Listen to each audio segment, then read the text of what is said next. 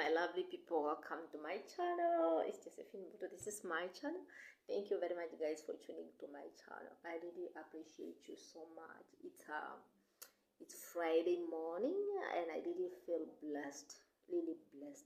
Let me not lie, I really feel blessed just to be here, not having any pain. I'm fine. I have to appreciate God for that. So without wasting time today, I just want to talk about marriage just in general, how sweet marriage it is, how marriage is supposed to be, like what are we dragging, what kind of things that we are dragging in marriage which we're not supposed to be in marriage. And again, there are just some few things which I really want to talk about. Since first of all, let me introduce myself to you in this way. I'm a wife, a mother of cute 4 boys. I had a firstborn is a boy, coming a secondborn is a boy, and this lastborn they come in a patch of twins. They are twins. So I have 4 boys. 4 boys. Hey. So I'm blessed with 4 cute boys. So first of all, there's some things which I really want to talk. Some things which, like, guys, please come here, come close. If you're not yet married and maybe you are dating someone who is not in your tribe, who is not your culture, it's not your tribe, there are some things that you need to know, just in general, something which I experience. Guys, when it's come to marriage, we got married with a lot of expectation. Our expectation really destroy our really life. Because first of all, when you are thinking of getting married, you have this expectation of having cute things, smooth marriage life and everything. And there's some things that you not even know, which no one will even tell you, like, okay, in life there will be these things. In life there will be these things which will just pop up in your life, which maybe your parents did not even experience. And when you find yourself in that situation, you'll be like, this is not a good partner, this is not a good man, this is not a good woman. And it's very hectic, it's very disturbing, it's very bad. Guys, there's a lot of things which I just find out recently. Things which really gives me peace. Things which I've been practicing. And I realized that by doing that, I'll have peace of mind. I'm very much lucky having a mother until now. And if I want to become a good mother, I have a good example. Who is my mother? Let me not lie, my mother is good. Is good, and there are people even who wish to have a mother like her, just in her own, just in a natural way. Mom will not want you to hate someone. Mom will want you to apologize to someone who wronged you. Most of the time, whenever we had misunderstanding with my husband, my mom will always advise me, like, to be so good. You know, even if I'm still angry, I'm sorry, guys. Even if I'm still angry, maybe about something, still she will advise me to apologize to my husband, my mother. My mother. That's how my mother is. This lady, she's too good. She is too good, and she's always wanted me to be an example. She's always trying, you know, this person doesn't like hatred, doesn't like fighting. And by look at it, I found out that it had been helping her just to be who she is. She's good. And it's up to me whether I'll follow her or not. It's up to me that what she's telling me or what she always advises me, it will help me to a good side or to a bad side.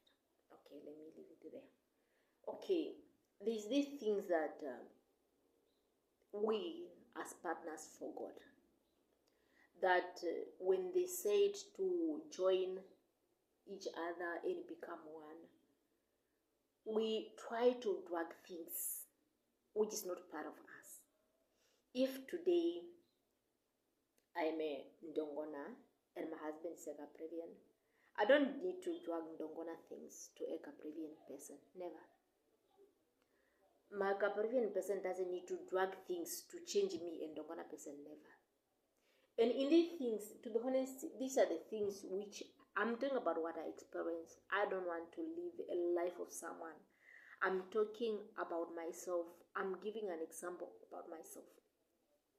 Guys, as a human being, as a child, as a big person, like the way how I am, I'm on my 30, approaching my 40.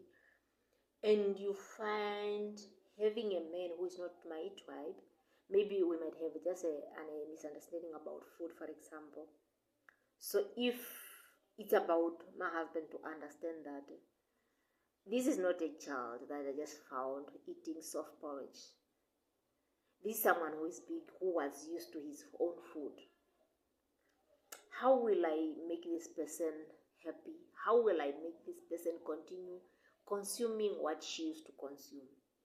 How will I make this person to choose if maybe there are some things which I eat interested in? Like maybe there's some food which my husband eat, which they cook, and I'll be happily joining willingly. How will I make it? The same way, the same way with me. If I found out that my husband, who is not my tribe, enjoy something, eating something, how will,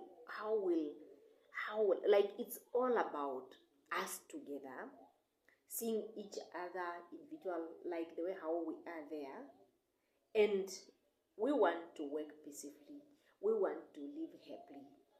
How will we make things easier for us, different people? This is just an example. When you go out to hotels and whatever, you choose to order different food. You not always ordering the same food, because we have things that we like, taste and everything. It's the same way. Come with everything. Cultures brings a lot of things on the table, but as individual, we need to look at what our cultures like.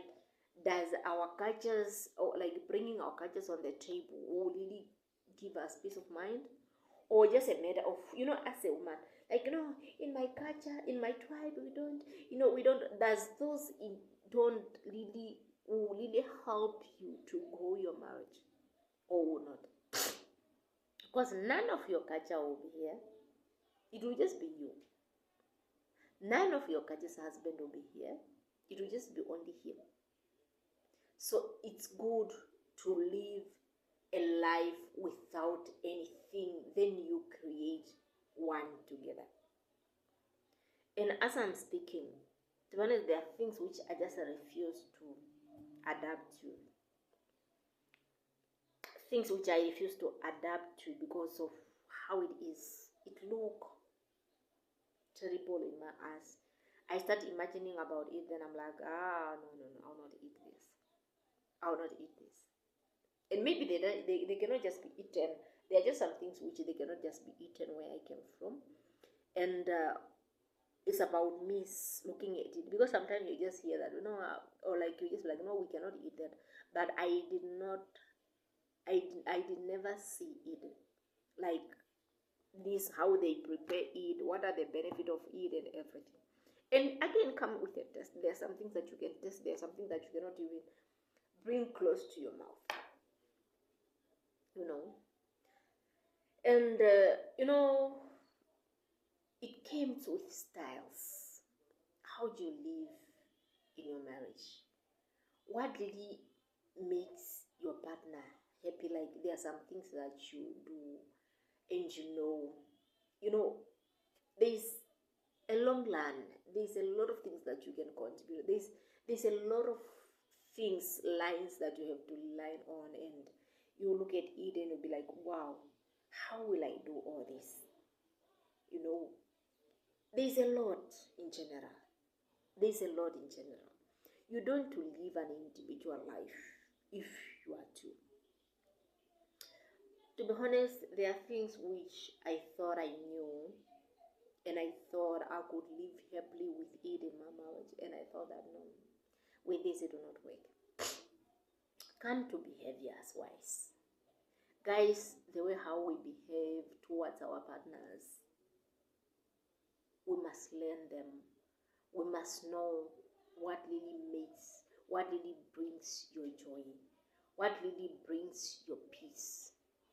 You know, when you realize that you have been a good advisor, been a good, this, and your partner, you realize that no, try to mute it. Try to be quiet. Then you see. There are some things that you cannot be quiet about. But some you need to. You need to, so that the other part will join without you dragging them. If they are not joining, let it be. If you are a loud person, you must see what does your loud life will bring to your marriage. What? There's a lot. I realize that marriage itself is so sweet when you come naked to the table. Marriage itself is so sweet when you decide to listen. Marriage itself is so nice when you let everything just to fall on its own. Because if you keep on dragging, there are some things that you see that they are not okay. You keep on inflicting on someone, telling someone this is how we have to do, and the person is not even willing to listen, not even willing to learn. At the end of the day, it will just be on your shoulder. It will just end up to be on you, and you will not even benefit anything. And come to some people, how they live. Guys, let me say this. There are some people who will not learn more, who will not see this as these big things, because these people, they did not experience anything different. Let me say, just a matter of the difference of food and whatever, but come to general, like when you marry someone from your cycle, it's easy for you because only few things that you disagree with, because most of the things are similar, and you know, but when you are marrying outside of your belief, it's really hard. Come with the teachings, even of the kids, the kids need to know. I start thinking more about my kids now. My firstborn is not from my husband, and he's living with my mother. He's learning a lot about my culture. But come my secondborn, who is our first child with my husband, is we are living with him, and I really want him to learn things on his own. There are things that we can teach him, but I realize that I don't want to force things, to pressure things to him. Like, there are some things which I will teach him. There are things which I want the father to teach him, but I don't want to force anything, because this is a child who was born by two different people, and it's up to him which one is going to learn. And my wish is for him to know, like, most of our things, of our cultures and belief. And I think it's just a matter of time. Guys, there are some things which I remember my husband was arguing about it, whereby like a child, like, as a mother, there are times, like, since when maybe you were breastfeeding, you shower, you're not even yet showered, you are not even dressed up, your baby is crying, so you just in the tower, or even like maybe you are naked, you're just breastfeeding and all those things, you see. So there are that time whereby still you are with your kids and still with your young ones, and still you can be naked. And I realized that there are some things that we need to change with, like inflicting it in our kids, like this was how you have to do this, do this. But there are some things which have just to be done automatically, naturally. I saw my 4 years old boy, like he never had a problem, like I can be there, dress up and or whatever. He will not even care, or like he will even be like, how, he can even direct me. This the day, I'm sorry. Some people, they'll be like, what are you talking? I'm just talking in general. Whereby, mommy, you look, like he can even direct you, like, no, your underwear is upside down and all those things. But as I'm talking, my boy is 4 years, and if he saw you, like you are from the shower and maybe like he wanted to come in the room, he will always make sure that he's knocking. He will make sure that if he will be like, no, mommy, are you not yet dressed? No, I don't want to see you. Or like he does not, like, which have just to develop. There are some things which we have just to wait until when they are developing in their mind. Not everything need to be forced by us. You see, as parents, there are some things that we have to work on. There are some things which we have to wait for them to just to be fixed, not forcing it, so that's why I'm saying marriage is a nice thing, but it needs time, it needs understanding. It's not marriage which is bad, but people, when you yourself not shaping yourself to be good couples. And again, for a good marriage, it depends on you people, like if you really want it to work. And you come to understand that sometimes you might marry someone who never have understanding of marriage, who does not value marriage. And to be honest, when you marriage, like when you fail your marriage, it does not really mean that you are a bad person, but it just hard, just painful. No one wanted to get married, and the end of the day they will break up and something like that. But when things are tough, tough, you will not even wish to stay. And it will even make you sometimes to separate for the sake of the kids, if you have kids, because raising kids on the environment where there's no peace, these kids, they will never have peace. Most of women are leaving their marriage for the sake of their kids, and some still are staying for the sake of their kids. Especially breaking up with your partner, and while your babies are young, and you start dragging each other.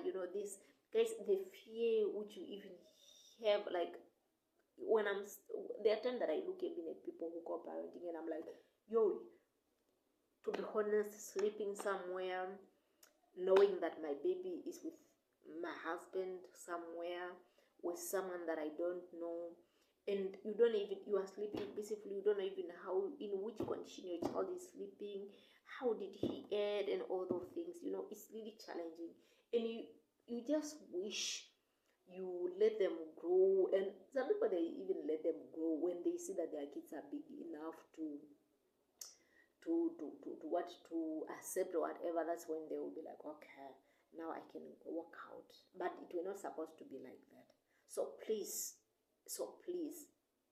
I'm not saying that people who leave their marriage are bad people, but I'm just saying that people twice. So, and I'm saying again that it's better for you to try than just leaving it like that. Because let me say, I have been seeing people even break up, going again, go try somewhere, then come back, and I'm like, wow.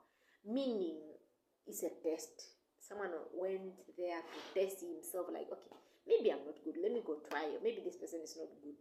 The moment you realize that, meaning I'm the one who was not well, let me just come back to this person. And by that time, maybe that person is still there. So, marriage is having a lot of challenge.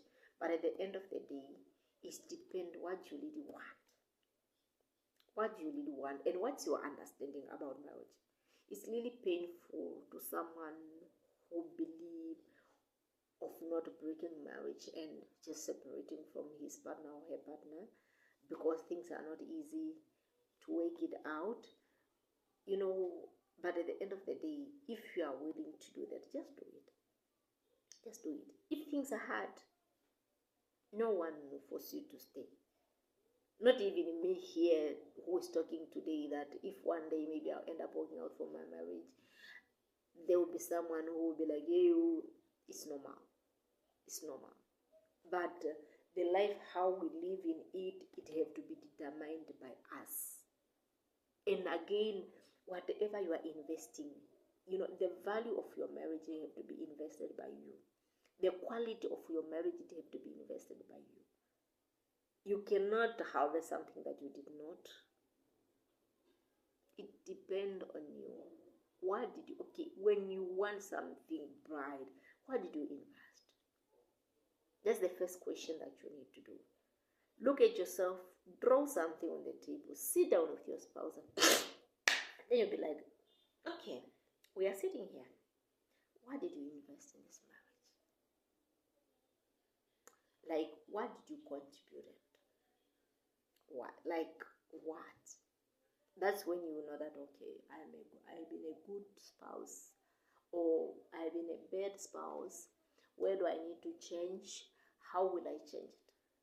It's not a matter of if you realize that, no, maybe you are doing better than your spouse, so you to mock them or whatever.